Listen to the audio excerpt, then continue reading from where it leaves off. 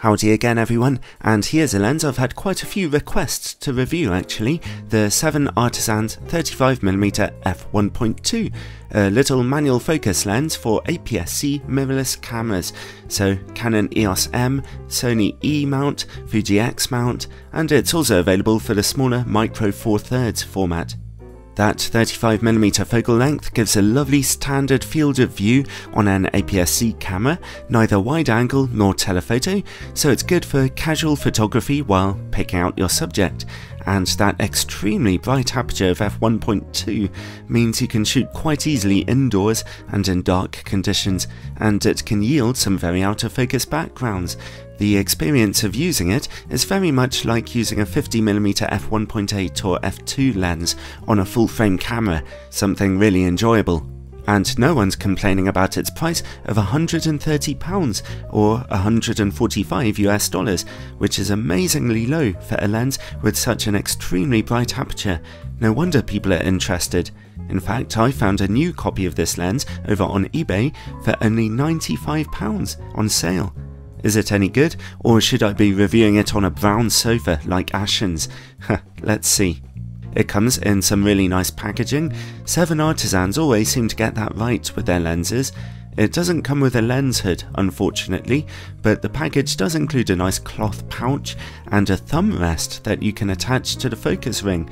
I've never seen that included with a lens before. What really struck me is how very small and light the lens is, particularly considering its extremely bright aperture. Its optics must be pretty simple, as it weighs only 175 grams, despite its body being made of metal. As I mentioned, this is a totally manual lens, manual focus and manual aperture control, which takes a little practice at first. At the rear is the aperture control ring, which turns very smoothly without any clicks. It's quite easy to turn by accident, unfortunately. Because it's so near the back of the lens, it can be a bit fiddly getting the lens on and off your camera, but if you want a lens this small, there have to be drawbacks too. The focus ring turns very smoothly too, about 130 degrees, so that's just about precise enough to successfully focus at f1.2. There's also a useful hyperfocal scale etched into the lens's body. It comes with a slip-on lens cap, which I actually really like. It sticks on satisfyingly, and the filter thread is a very small 43mm in diameter. Overall, I think it looks kind of good on a camera. I love this thing's tiny size and workable handling. Okay, now, image quality.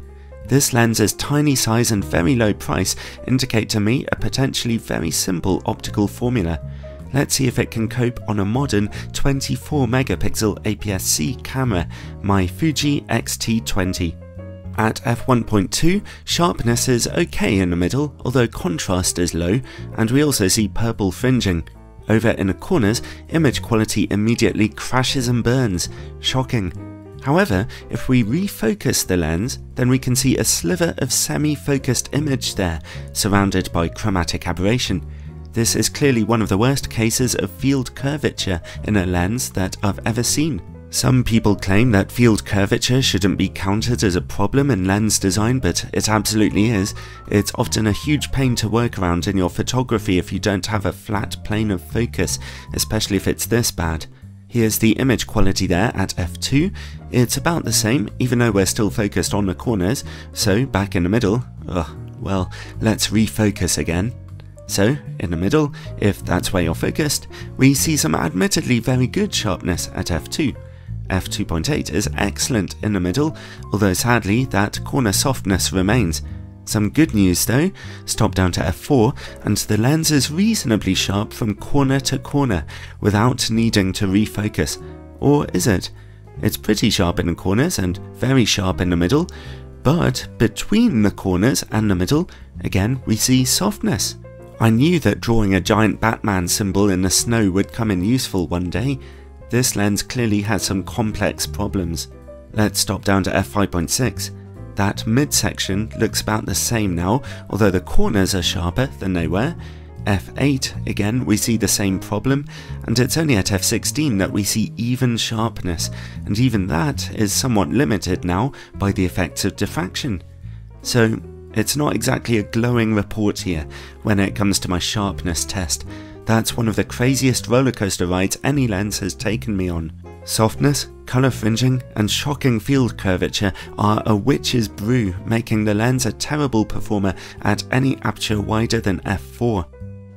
Well, moving on quickly, distortion and vignetting.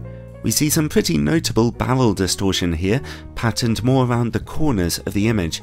Vignetting is pretty noticeable at f1.2, but the corners do get brighter at f2 and f2.8. Even if you stop all the way down to f8 though, you'll continue to see very gentle vignetting. This lens can focus as closely as 35 cm to your subject, pretty good really. At f1.2, close-up image quality is really soft. Stop down to f2 for an improvement, and at f2.8, that's as sharp as you're going to get close-up. Next, work against bright lights. Bright lights anywhere near the front element of this lens will throw up extreme haziness and wild and colourful flaring patterns, which are sure to remind you of that time you dropped acid in a Welsh countryside hippie commune back in the 70s. Finally, bokeh. This lens can give you very out of focus backgrounds, and those backgrounds will nearly always look a bit busy, really, with quite noticeable highlighting at most distances. Its aperture mechanism has 9 blades for smoother bokeh when the lens is topped down. Well, overall, this lens's tiny size is quite nifty and fun, and its bright maximum aperture and low price is impressive. But the 7artisans 35mm f1.2 stands accused of a string of crimes against image quality, the verdict being guilty as charged on most counts. I don't want to be too much of a snob here.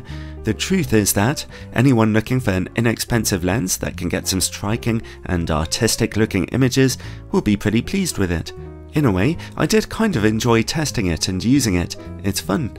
But anyone with even the mildest interest in image quality or sharpness should back away slowly and then flee.